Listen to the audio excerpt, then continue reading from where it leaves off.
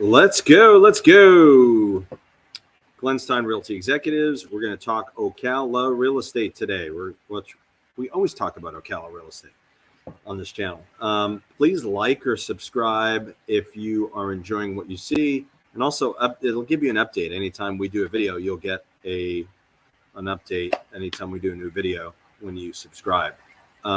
Let's talk about Marion County. What's interesting, and you're seeing this under 2,600 homes really staying steady. I'm a little bit surprised.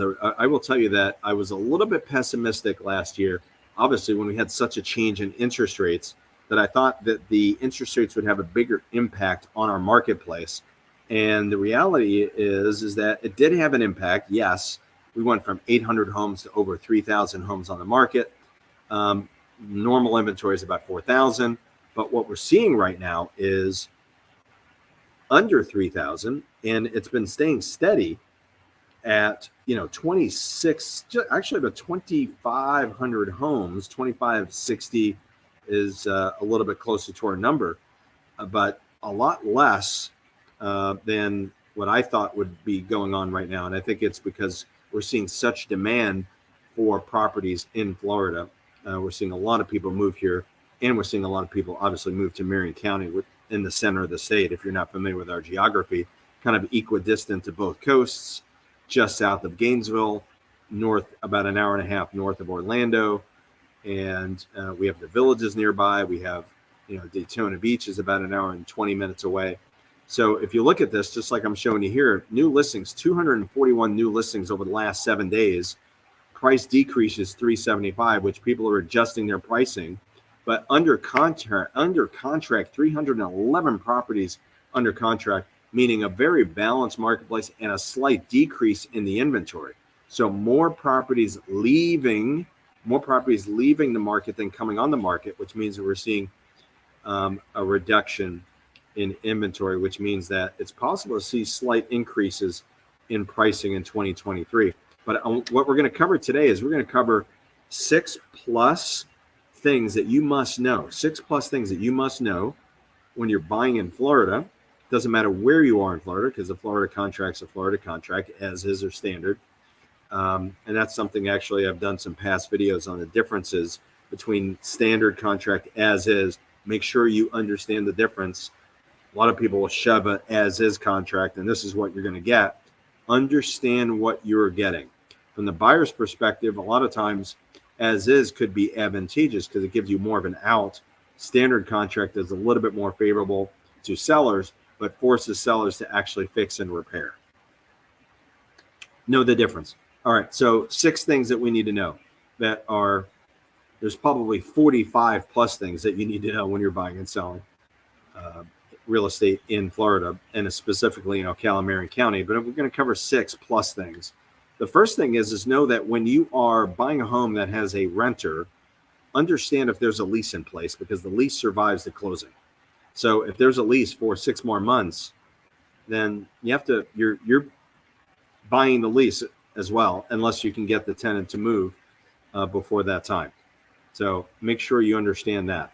Second thing is make sure you understand that taxes are paid in arrears, meaning that if you close at the end of June, halfway through the year, that you are going to get a credit for the taxes. If you're selling, you're going to give a credit to the buyer for half of the year's taxes, and then the other half of the year's taxes, the buyer is going to be responsible for it. But what happens is if taxes are, for a simple example, $3,000 and it's homesteaded, 6 months in a day, you have to live in the property. That's what gives you primary residence. Then you can file for homestead exemption. You get a discount on it. So what happens is that if you close in the middle of the year and the taxes are $3,000, buyer's going to get credit for $1,500, and then buyer is going to be responsible for $3,000 at the end of the year. August, September, that's when the tax bills come out. You're going to pay the $3,000, but remember, you got a credit back in June for $1,500, so really you're responsible for that half. Make sure that makes sense to you. So make sure that your realtor is explaining these things to you in detail so you understand it. The third thing I want to share with you is very simple thing. There's a difference between down payment and escrow deposit, right? Escrow deposit is what you're putting as good faith money, a binder to hold the property, so to speak.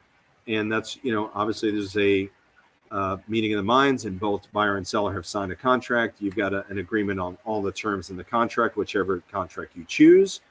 And that money is held in escrow. That's escrow money. And remember, escrow money belongs to the buyer and seller. It's no longer your money. The minute you deliver it to the realtor and they deposit it, or you wire the money into the title company's account, it's no longer your money.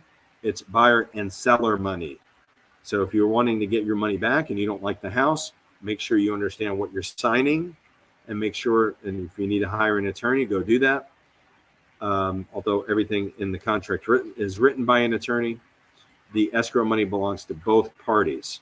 Now, down payment is different. Down payment is what you are going to bring at closing, the remainder of the funds. So you've got financing involved, and you've got an escrow money deposit. That plus that will leave an amount minus the sales price will give you the down payment. So rewind and watch this again if you didn't get that, right? Make sure you understand the difference. There is a difference between down payment and escrow. And also know that you have, as a buyer, you have legal rights to access to the property. It doesn't mean you should be going to the house every single day and measure furniture, then measure this and see if the microwave's going to fit, blah, blah, blah, blah. Try to get things done in a reasonable amount of time. A couple of visits, I think, is reasonable, but make sure you have access to the property. Make sure as a seller, you're providing access, legitimate access, meaning power, utility should be on. Back in the day when we were doing foreclosures back in 6, 7, 8, 9, 10, 11, 12, those 5 years, which were really hard years in real estate in our area, which if you have questions about that, I can tell you all about it.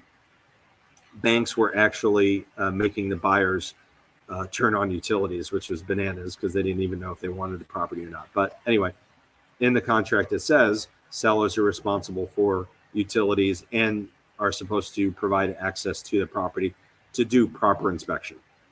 And then the last thing is this kick-out clause. Kick-out clause. Kick-out clause is basically the clause that a buyer will put on the table. It's an addendum that says that I've got a home that I want to close on, or I put it under contract, or I've got to make it contingent upon the contract's contingent upon me closing this particular property wherever it is. And usually it'll have like a time period attached to it, 24, 48, 72 hours.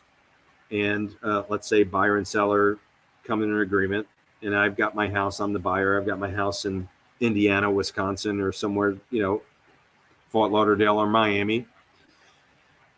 My house is the contract's contingent upon my house selling. And let's say we've negotiated a 48-hour first right of refusal, which is what a kick-out clause is. That means that if buyer 2 or buyer B comes to play and says, okay, I want to buy this home too, but I have no contingency, seller or the listing agent would give me, the buyer, 48 hours in this particular case, or X amount of hours, to remove that contingency and say, this contract is no longer contingent upon me selling. So I've got 48 hours to figure out, okay, what am I going to do? Either get the cash to do this, or remove the contingencies and move forward on the deal, or, you know what, I can't. I've got to sell my place. It's not closed, blah, blah, blah. Then I've got to find another place. And according to these terms, I would have legal rights to my escrow money, good faith money, deposit money. And then buyer B would come and take my place. Now, just because buyer B comes in with a higher offer, that doesn't mean that I can't remove the contingency and still get the home at the price that we negotiated, have a contract on, right? Higher price doesn't have anything to do with it. It has everything to do with me removing and being okay with removing that contingency and moving forward with the contract. Hopefully that makes sense. If you don't have questions about any of this, and many of you have done this, call me at any moment about that, and I can help you, kind of guide you through that process.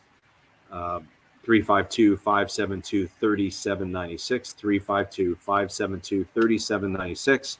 I'm Glenn Stein, broker, Realty Executives in Ocala, also the Villages, We do both areas. My office in Ocala is on Silver Springs Boulevard, just about 6 blocks away from downtown. And the villages were across from Laurel Manor on 466. So any questions, let me know. And please like and subscribe. That would be fabulous. Have a great weekend, everybody.